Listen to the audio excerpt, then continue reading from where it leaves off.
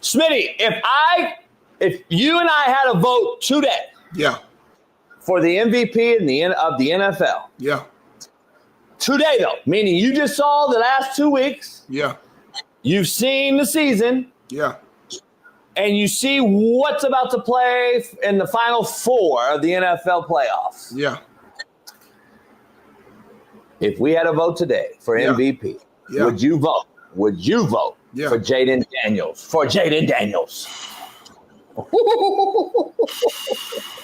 Man, that's a tough one. I mean, it's a hell of a question. Jayden Daniels has been amazing this year, but especially in the playoffs, man. The calmness he's been playing with.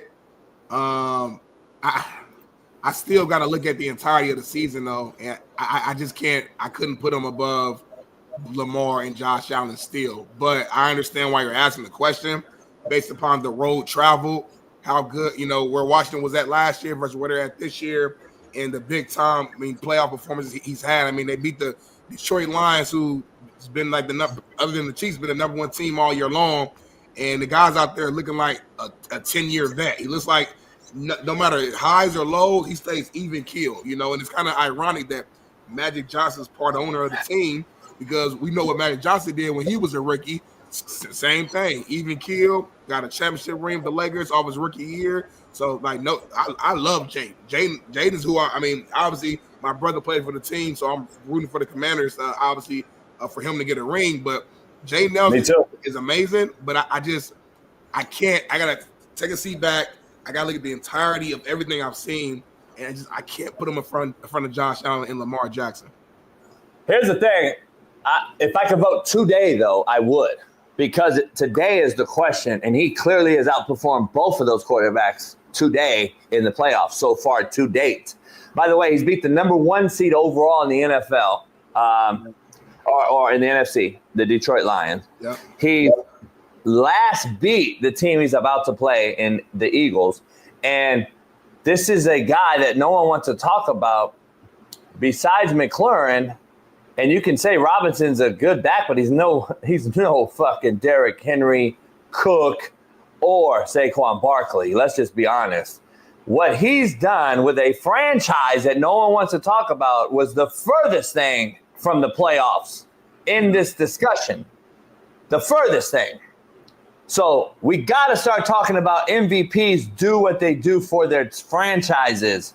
This guy elevated his franchise more than any other quarterback in the NFL. Not only left in the playoffs, but any quarterback. Right. And I was talking to a buddy last night who coaches in the NFL, coaches running backs in the NFL. He's not in the playoffs right now, obviously. And we were discussing some funny things, and we were like, it's not even close. The best 2 quarterbacks in the playoffs left were Stafford and Jayden Daniels.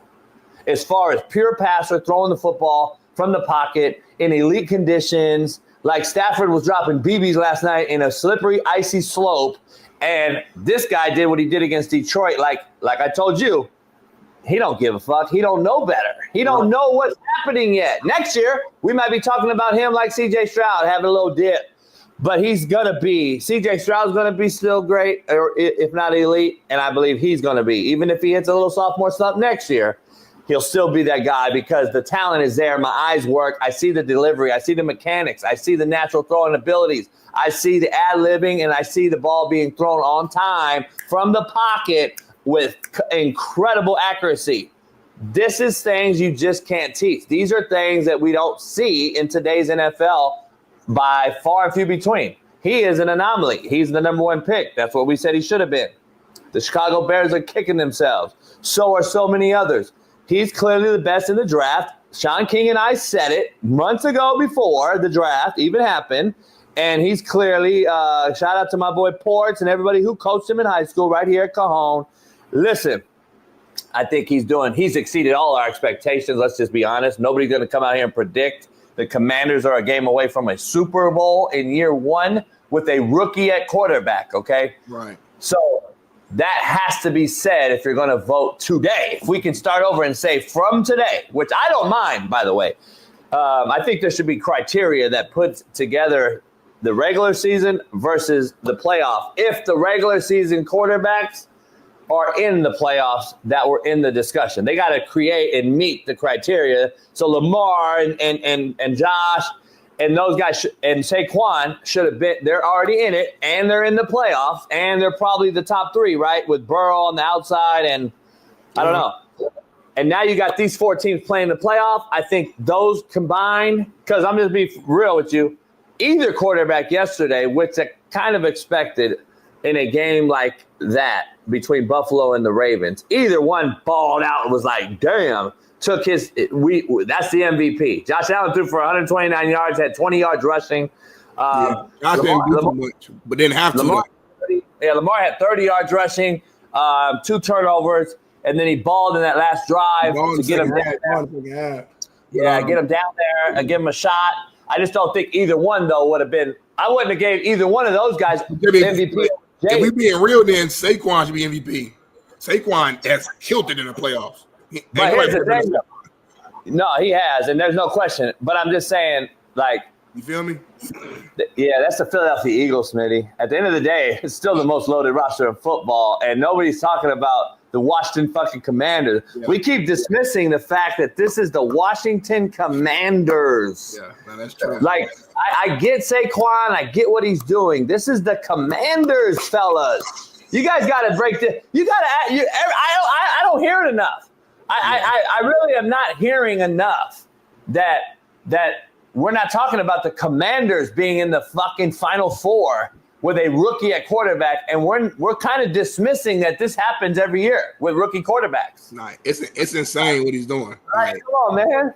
And a rookie, you got a rookie quarterback, you got a brand new OC and a brand new head coach. Yeah, like, come on, man. Like this isn't an anomaly. Nobody expected this at all. I think I might have picked Commanders to win just because I'm biased, obviously, but deep down, I didn't trust it because the Lions have been rolling all year, you know, and for them to go out here and be in this position, it's incredible. You know what I'm saying? And I think they got a real chance at it's gonna be tough, but they got a chance to beat Philly. Like, I believe that. I think I can see them beating Philly. If Jalen Hurts don't throw for more than fucking 60 yards again, 2 weeks in a row, what did he do for 100? I think he hit the 104 last week because he only had 69 in the fourth quarter. And what did he have last night? 60? I gotta look, something like that. It wasn't no big time. 60 yards passing in the NFL, 60. Josh Allen, MVP candidate, had 120. Jalen Hurts, 15 for 20, 128 total passing yards. Last night? Yeah, 15 for 20, 128 total passing yards. Saquon rushed for 205, just for context.